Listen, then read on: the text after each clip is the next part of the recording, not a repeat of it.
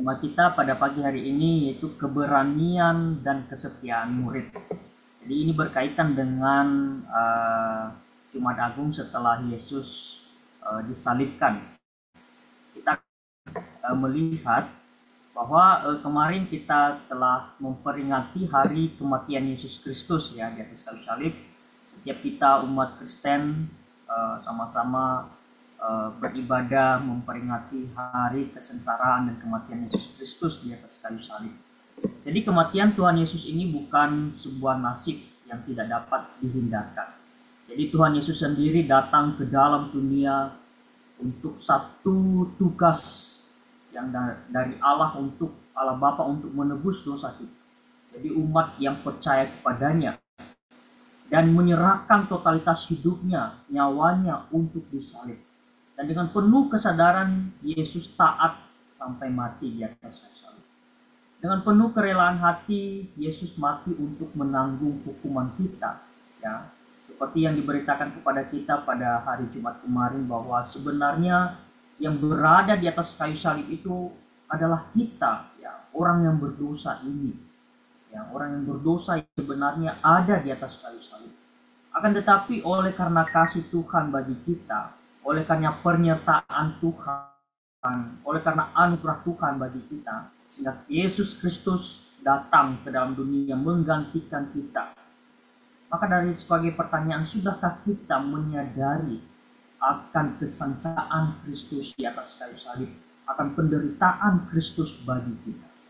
Nah, kemudian juga besok kita akan memperingati hari kebangkitan Tuhan Yesus atau yang sering disebut sebagai Paskah. Alkitab mengatakan bahwa Tuhan Yesus bangkit, tetapi juga bahwa dia dibangkitkan, ya. Dia bangkit dari antara orang mati. Gereja mengakui ketritunggalan Allah, tidak menganggap sulit untuk menerangkan hal ini, bahwa Allah Bapa bersama-sama di dalam membangkitkan anak, ya. Tetapi anak juga adalah Allah yang sejati yang dapat bangkit. Ya, betapa pentingnya kebangkitan Yesus Kristus dalam kehidupan kita yang dapat menguatkan iman kita. Dijelaskan di dalam Paulus di dalam 1 Korintus pasal 15 ayat 17. Di situ dikatakan, jika Kristus tidak dibangkitkan, maka sia-sialah kepercayaan kami. Jadi saudara yang dikasihi Tuhan, setelah kita mengetahui akan penjelasan singkat, maka kita akan melihat bagaimana Tuhan Yesus mengalami kematian di atas kayu salib, kemudian bisa dibangkitkan. Apakah tidak ada proses penguburannya, atau seperti apakah sehingga Tuhan Yesus dapat bangkit kembali dari antara orang mati, ya. Maka daripada itu saya mengajak, ya, kita di dalam melihat di dalam Matius pasal 27 ayat 57 sampai 61. Ya, sekali lagi Matius pasal 27 ayat 57 sampai 61. Kita akan melihat di sini ada satu murid yang mengambil mayat Yesus nanti kepada Pilatus seperti itu. Nah, di dalam ayatnya yang ke-57, firman Tuhan mengatakan, menjelang malam, datanglah seorang kaya, orang Arimatea yang bernama Yusuf dan yang telah menjadi murid Yesus. Ia pergi menghadap Pilatus dan meminta mayat Yesus. Pilatus memerintahkan untuk menyerahkannya kepadanya. Dan Yusuf pun mengambil mayat itu, mengapaninya dengan kain lenan yang putih bersih, lalu membaringkannya di dalam kubur yang baru, yang digalinya di dalam bukit batu. Dan sesudah menggulingkan sebuah batu besar ke pintu kubur itu, pergilah ia. Tetapi Maria Magdalena dan Maria yang lain tinggal di situ, duduk di depan pintu itu. Saudaraku yang dikasihi Tuhan, jika kita perhatikan di dalam teks yang telah kita baca tadi, ada seorang yang telah menjadi murid Yesus yang meminta mayat Yesus kepada Pilatus. Dia adalah Yusuf orang Arimatea. Pasti kita bertanya-tanya, kok tiba-tiba ada nama Yusuf orang Arimatea? Bagaimana dia bisa muncul di dalam teks ini? Seperti apakah latar belakangnya? Nah, memang di dalam kitab Injil Matius ini tidak diperlihatkan, ya, tidak diperlihatkan terlalu jelas bagaimana latar belakang dari Yusuf orang Arimatea ini. Tetapi jika kita melihat di dalam Injil sinoptik yang lain, ya, seperti Injil Markus, Injil Lukas, di situ secara singkat sebenarnya, dan juga di dalam Injil Markus dan Lukas itu di situ dijelaskan secara singkat ya bahwa Yusuf orang Arimatea ini adalah berasal dari kota Arimatea di Yudea, dan dia adalah merupakan seorang anggota majelis besar yang terkemuka atau dikenal sebagai Sanhedrin ya, atau anggota dewan Yahudi. Artinya bahwa dia, yaitu Yusuf ini, yang paling besar dan menguasai semuanya ya. Sangat terbukti bahwa dikatakan Yusuf ini adalah orang yang sangat kaya kalau kita membaca di dalam Injil Markus dan juga Lukas di sana. Jadi Yusuf ini juga merupakan murid Tuhan Yesus. Memang tidak termasuk namanya di dalam 12 murid Tuhan Yesus yang kita kenal. Akan tetapi Yusuf ini merupakan pengikut Tuhan Yesus dan pastinya disebut sebagai murid Yesus. Ya, di situ tadi di ayat yang telah kita baca, Yusuf orang Arimatea ini adalah sebagai murid Yesus.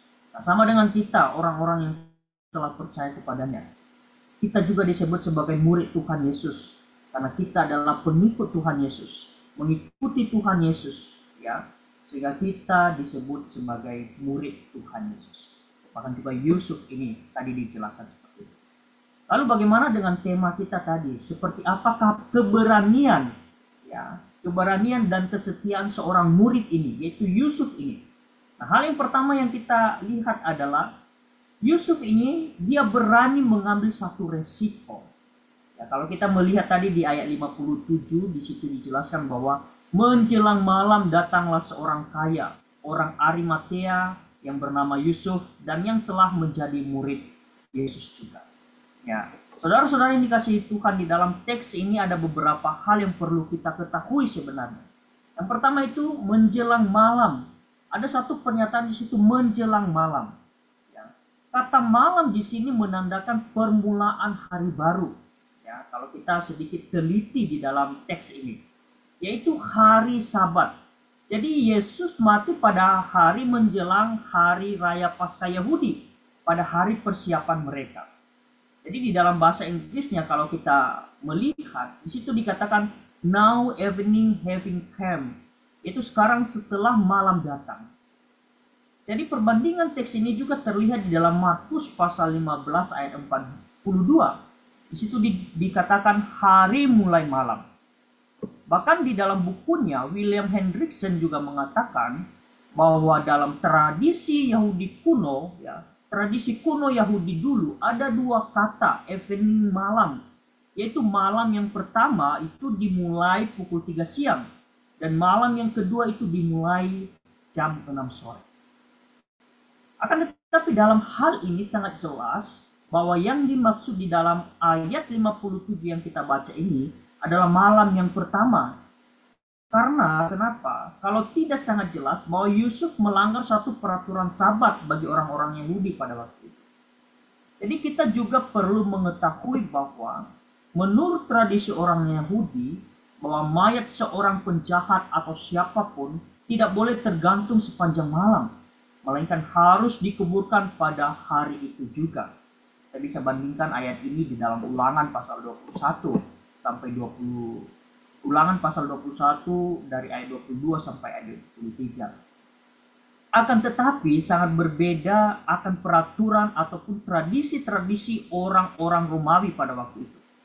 Bahwa yang telah disalib itu tidak boleh diturunkan, akan tetapi tergantung di atas salib sampai busuk. Ya, itu peraturan-peraturan ataupun tradisi-tradisi baik itu orang-orang Yahudi maupun orang-orang Romawi pada waktu itu. Nah, resiko apa yang dihadapi oleh Yusuf pada waktu itu? Yaitu ketika dia menemui atau menghadap kepada Pilatus. Ini membutuhkan suatu keberanian, saudara. Tidak sembarangan saja menghadap kepada Pilatus. Jadi di dalam menghadap kepada Pilatus, saudara-saudara, ini dia membutuhkan satu keberanian. Kenapa? Sebab Pilatus adalah orang yang terkemuka di sana. Dialah yang mewakili pemerintahan Romawi di Yerusalem untuk mengadili Yesus Kristus yang ditangkap di Taman Getsemani. Sebab Pilatus ini telah dilantik oleh Kaisar Roma Tiberius sebagai gubernur provinsi Yudea pada tahun 26. Jadi di sini Pilatus memiliki otoritas penuh untuk membebaskan ataupun menghukum Yesus. Ya, apabila pada masa itu orang Yahudi tidak berhak menghukum mati seseorang tanpa mendapat persetujuan dari pemerintahan Romawi. Sehingga Yusuf dengan suatu keberanian menghadap kepada Pilatus dengan rasa takut dan khawatir sebenarnya. Jadi Yusuf pasti berpikir bahwa jangan-jangan juga saya nanti disamakan juga dengan Yesus, akan dihukum mati. Ya, pasti timbul pemikiran seperti itu. Tetapi sebagai pertanyaannya, kalau kita melihat, kita bertanya, murid-murid Yesus yang lain juga pada kemana? Kenapa mereka tidak meminta mayat Yesus ya, setelah disalib? Kenapa mereka tidak mau meminta mayat Yesus lalu dikuburkan? Ya, kalau kita melihat ayat teks Alkitab, bahwa sebenarnya mereka pada takut pada waktu itu, bahkan melarikan diri. Tapi ada seseorang murid Yesus, sosok yang benar-benar memiliki satu keberanian, itu orang yang tepat, itu Yusuf ini orang Arimatea. Dan orang Yusuf ini adalah sebagai seorang yang kaya. Dia memiliki segala sesuatu yang diperlukan untuk melakukan itu. Kalau kita melihat juga murid-murid Yesus, sebagian adalah seorang nelayan. Tetapi di sini ada seorang yang kaya, yang siap dipakai Allah untuk melakukan sebuah tugas yang mulia. Itu seorang Yusuf. Yusuf sangat mengasihi Tuhan Yesus, karena dia sendiri juga adalah muridnya yang percaya kepadanya. Saudara yang dikasihi Tuhan, mungkin di antara kita sangat sulit untuk menghadapi atau menantang suatu resiko yang dapat berdampak bagi kita. Akan tetapi ketika Tuhan mengizinkan itu terjadi bagi kita, maka kita harus lakukan dengan hati yang tulus, ya, disertai dengan permintaan pertolongan dari Tuhan. Ya, sebagai seorang yang kaya, yaitu Yusuf ini, Tuhan memakai dia untuk meminta mayat Yesus kepada Pilatus. Saudara, ini memang resiko yang sangat besar. Ya, kalau kita tadi lihat di dalam ayat teks selanjutnya itu bahwa Yusuf yang mengambil mayat Yesus. Bahkan juga di dalam teks yang telah kita baca juga tadi bahwa Pilatus ini, ya, Pilatus memberikan mayat Yesus kepada Yesus. Ya, saudara, Tuhan bisa memakai siapa saja. Ya, Tuhan bisa memakai kita di dalam pelayanan, di dalam hal apapun, asalkan dengan hati yang tulus kita melakukannya. Bukan melakukan dengan ada maunya kita. Bukan kita melakukan karena setengah-setengah di dalam pelayanan. Tetapi Tuhan inginkan kita ketika kita menghadap Dia, bahkan ketika kita melayani Dia, ya, pasti banyak hal, resiko-resiko yang kita ambil, yang kita dapatkan. Tetapi dengan ketika kita all out, ketika kita sudah sungguh-sungguh kehidupan kita 100% kita serahkan ke dalam tangan Tuhan di dalam pelayanan, maka Tuhan pasti akan menolong. Tuhan tidak pernah meninggalkan kita, saudara. Tuhan selalu ada dan bersama-sama dengan kita. Seperti resiko yang dialami oleh Yusuf ini. Dia tidak memandang resiko hal apa yang harus dihadapi, tetapi dengan hatinya yang begitu tulus, dengan hatinya yang begitu luar biasa, nyata untuk dapat membantu Yesus menurunkan mayat Yesus dari salib dan mengambilnya. Ya, bahkan dia meminta kepada orang yang terkemuka, orang yang terkenal, yaitu Pilatus. Ya. Inilah hal yang harus kita lakukan, bahwa di dalam pelayanan, ya, di dalam melayani Tuhan banyak hal yang kita alami, tetapi dengan hati yang tulus, totalitas hidup kita serahkan hidup kita di dalam melayani Tuhan, maka kita percaya bahwa ada pertolongan Tuhan di dalam.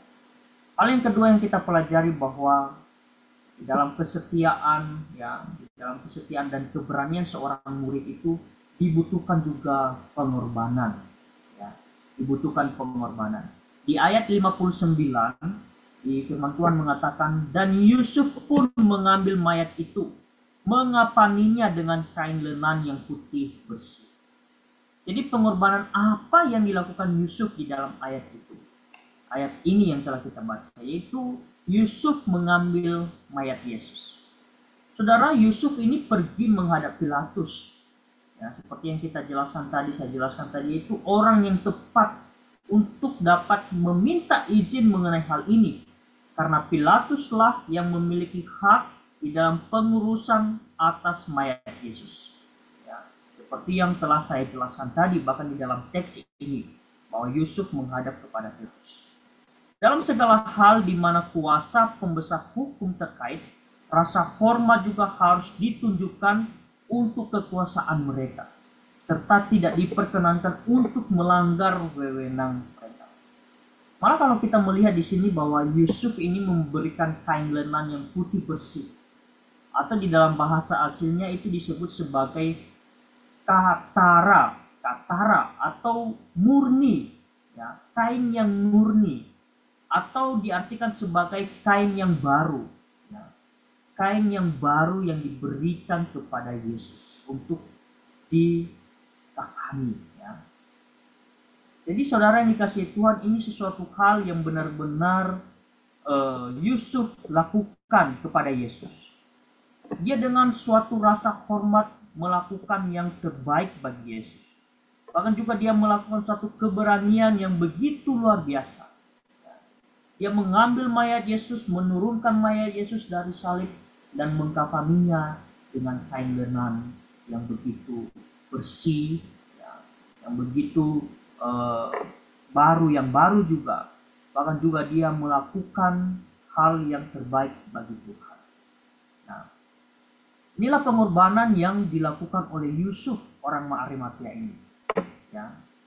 Jadi saudara yang dikasihi Tuhan, hal yang baik apapun yang kita perbuat, itu hendaknya dilakukan dengan damai dan jangan menimbulkan sebuah kekacauan. Ya. Di dalam ini Pilatus juga berkenan untuk memberikan mayat Yesus kepada seorang yang akan menguburkannya dengan layak. Untuk apa? Untuk menebus rasa bersalah yang mendera hati nuraninya sendiri karena telah menghukum orang yang tidak bersalah sebenarnya. Jadi kemuliaan bagi Kristus ini dinyatakan juga di dalam permintaan Yusuf akan mayat Kristus itu, dan juga pengabulan yang diberikan oleh Pilatus. Dan hal ini juga merupakan sebuah kesaksian mengenai integritas dan ketulusan seorang murid, ya, di dalam mengambil dan meminta mayat Yesus. Ya. Jadi sebagaimana yang saya berikan tadi, saya jelaskan bahwa Yusuf ini memberikan kain yang layak kepada Tuhan, kain yang murni, kain yang diberikan dengan layak. Saudara-saudara yang dikasihi Tuhan, kalau kita melihat di dalam Injil Matius ini, ya, kita melihat di dalam bahasa aslinya, ya, di dalam hal ini ada kata dalam bahasa Yunani itu dikatakan Toma, ya, yang khususnya merujuk kepada orang-orang mati yang dibunuh. Ya. Jadi sebagai gantinya juga dipakai kata sebagai kata yang begitu halus, yaitu soma, yaitu tubuh Kristus, tubuh. Ya. Sehingga di dalam TBLAI ini mayat itu tidak memperlihatkan suatu nuansa. Ya. Bahkan semua detail itu menggunakan perhatian penuh hormat Yusuf dan juga terhadap gurunya. Jadi ini sesuatu hal yang dilakukan kepada Yesus, yaitu seorang Yusuf memperlakukan seorang mayat Yesus ini dengan begitu luar biasa, dengan begitu murni.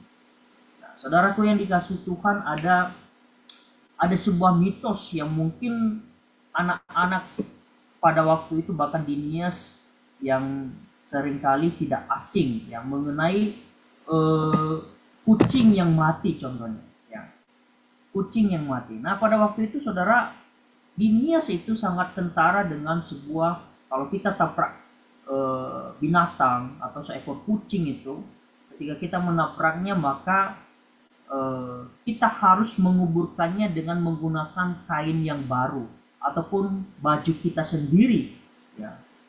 Ya memang awalnya saya sebenarnya ketika mendengarkan hal itu, ya, tidak mengerti, bahkan juga melakukannya ketika menabrak kucing seperti itu.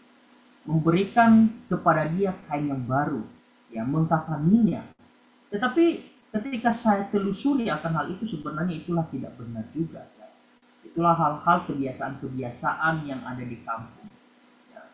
Dan setelah saya telusuri bahwa itu sebenarnya juga mitos yang tidak benar juga, masa kita harus memberikan baju kita. Berarti kita kalau kita selesai menabrak kucing atau binatang yang lain, kalau kita pulang berarti kita nggak ada pakai baju apa-apa.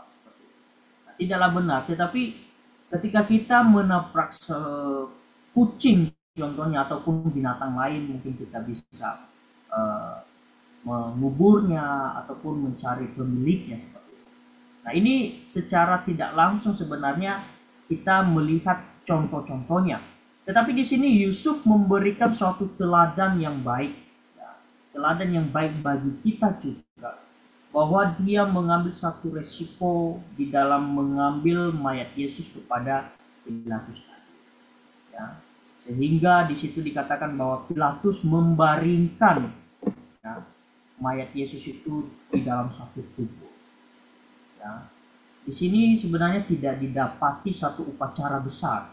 Ya, sebagaimana yang sering kita laksanakan, kalau orang mati maka kita adakan sebuah ibadah, ya, ibadah bahkan upacara besar-besar di dalam memperingati hari terakhir seseorang yang telah meninggal.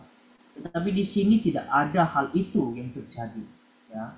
Tetapi Yusuf mengubur Yesus di sebuah tempat yang telah disediakan. Jadi penguburan dengan cara yang sederhana memang paling sesuai bagi Yesus, ya, di dalam hal ini. Jadi juga di dalam hal ini ada beberapa hal bahwa Yesus itu dibaringkan di dalam kubur, ya, di dalam kubur yang telah disediakan oleh Yusuf. Jadi Tuhan Yesus dibaringkan di dalam kubur yang dipinjam dari orang lain. Itu di tempat penguburan milik Yusuf sebelumnya. Jadi dia tidak pernah memiliki rumah sendiri untuk dibaringkan, ya. Tetapi juga begitu juga ketika Yesus ini mati, ya. Dia tidak memiliki kuburnya sendiri untuk membaringkan mayatnya, ya. Bahkan tidak ada sesuatu hal yang begitu luar biasa. Kalau mungkin orang lain merasakan, pasti kalau kita mati ataupun sebelum mati sudah telah tersedia ataupun sudah disediakan tempat kita. Tetapi Yesus sama sekali tidak ada.